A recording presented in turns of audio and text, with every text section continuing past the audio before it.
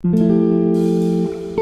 आज हम लोग बात करेंगे rich dad poor dad book के बारे में। हम लोग इस बुक के बारे में बात कर रहे हैं। तो इससे पहले वाले वीडियो में हम लोगों ने देखा था कि ये बुक हमें क्यों पढ़नी चाहिए।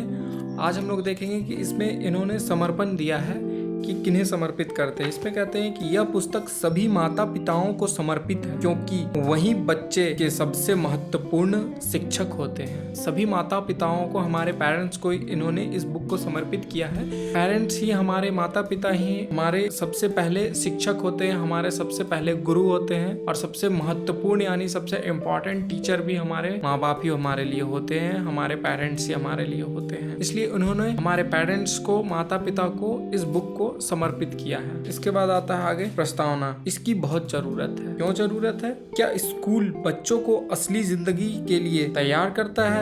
मेरे मम्मी डैडी कहते थे मेहनत से पढ़ो और अच्छे नंबर लाओ, क्योंकि ऐसा करोगे तो एक अच्छी तनख्वाह वाली नौकरी मिल जाएगी। उनके जीवन का लक्ष्य यही था कि मेरी बड़ी बहन और मेरी कॉलेज की शिक्षा पूरी हो जाए। उनका मानना था कि अगर कॉलेज की शिक्षा पूरी हो गई तो हम जिंदगी में ज्यादा कामयाब हो सकेंगे। जब मैंने 1976 में अपना डिप्लोमा हासिल किया, मैं फ्लोरिडा स्टेट यूनिवर्सिटी में अकाउंटिंग में ऑनर्स के साथ ग्रेजुएट हुई और अपनी कक्षा में काफी ऊंचे स्थान पर रही, तो मेरे मम्मी डैडी का लक्ष्य पूरा हो गया था। यह उनकी जिंदगी की सबसे बड़ी उपलब्धि थी। मास्टर प्लान के हिसाब से मुझे एक बिग 8 अकाउंटिंग फर्म में नौकरी मिल गई थी। अब मुझे उम्मीद थी एक लंबे करियर और कम उम्र में रिटायरमेंट की। तो ये इनकी मम्मी के द्वारा बताया जा रहा है कि ये क्या सोचते थे, मतलब इनके माता पिता ने उनकी मम्मी के माता पिता ने इन्हें कैसे शिक्षा दी थी और क्या कहते थे कि एक अच्छे नंबर लाओ, पढ़ो लिखो, अच्छे से पढ़ाई करो, अच्छे नंबर लाओ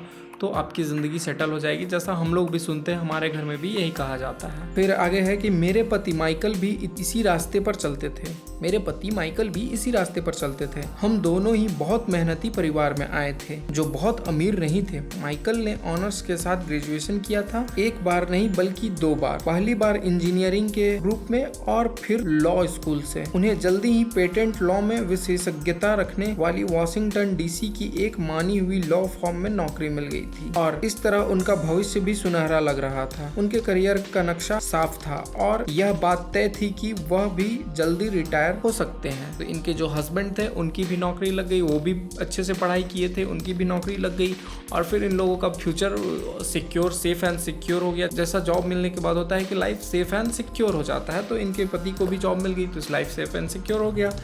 उसके बाद कहते हैं कि वो भी रिटायर होंगे जल्दी ही। फिर कहते हैं हालांकि हम दोनों ही अपने करियर में सफल रहे, परंतु हम जो सोचते थे हमारे साथ ठीक वैसा ही नहीं हुआ। हमने कई बार नौकरियां बदली, हालांकि हर बार नौकरी बदलने के कारण सही थे, परंतु हमारे लिए किसी ने भी पेंशन योजना में निवेश नहीं किया। हमारे रिटायरमेंट फंड हमारे खुद के लगाए पैसे से ही बढ़ रहे हैं। ये कहते हैं हमें तो जॉब मिल गई थी, लेकिन हमने कई बार जॉब भी चेंज किया, जॉब कर करके, जैसा कि लोग करते हैं कि कई बार जॉब चेंज करते हैं ताकि कहीं अच्छा पैसा मिल जाए, अच्छी पैकेज की वजह से। जिन लोगों की पैकेज कम होती है वो लोग अच्छे पैकेज, अच्छा पैसा मिले, तो इसलिए उन्होंने काफ़ी जॉब भी चेंज करी और फिर जैसा कि इन लोग सोचे थे वैसा कुछ भी नहीं हो रहा था। रिटायर करेंगे तो पेंशन मिलेगा, ऐसा इन लोगों के साथ कुछ भी नहीं था।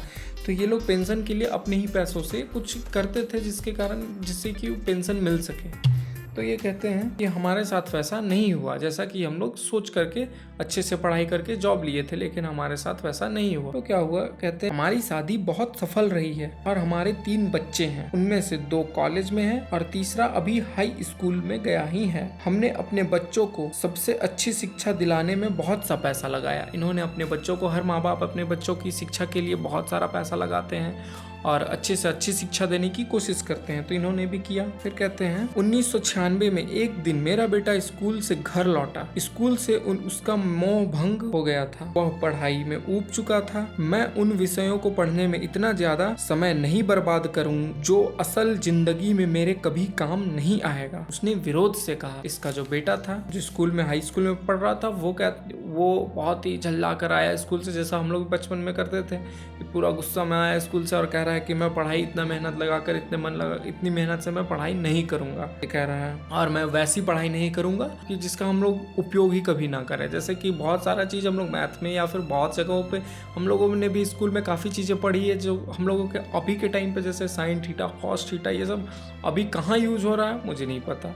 जिसका यूज हो रहा होगा, लेकिन हर किसी के लाइफ में अप्लाई नहीं होती है, या फिर हर चीज का जितनी भी स्कूल में हम लोगों को जितनी भी किताबी नॉलेज हमें मिलती है, जो भी हम लोग पढ़ते हैं, तो हर कुछ हम लोगों के लाइफ में अप्लाई नहीं होता। कुछ कुछ होता है, लेकिन सब कुछ हो ऐसा जरूरी नहीं है। तो वही कहता है कि मैं ऐसी पढ़ाई नहीं करूंगा जो मेरे लाइफ में उसका उपयोग ही नहीं है, मैं उसका यूज ही नहीं करूंगा, तो मैं ऐसी पढ़ाई क्यों करूं, ऐसा वो कहता है। बिना सोचे विचारे ही मैंने जवाब दिया, क्योंकि अगर तुम्हारे अच्छे नंबर नहीं आए तो तुम कभी कॉलेज नहीं जा पाओगे। उसकी मम्मी उसे समझाने का कोशिश करती है, जैसा हमारे पेरेंट्स भी हमें समझाते हैं पढ़ने के लिए। फिर कहते चाहे मैं कॉलेज, वो कहता है कि चाहे मैं कॉलेज जाऊं या ना जाऊं। उसने जवाब दिया, मैं अमीर बनकर दिखाऊंगा। वो कहता है मैं कॉलेज जाऊं या ना जाऊं, मैं अमीर बन के दिखाऊंगा। अगर तुम कॉलेज से ग्रेजुएट नहीं हुए तो तुम्हें कोई अच्छी नौकरी नहीं मिलेगी। मैंने एक माँ की तरह चिंतित और आतंकी होकर कहा, बिना अच्छी नौकरी के तुम किस तरह अमीर बनने की सपने देख सकते हो। कि बिना पढ़ाई के तुम कैसे अमीर बनने की सपने देख सकते हो, जैसा कि हम लोगों को भी कहा जाता है कि बिना हम लोग पढ़े लिखे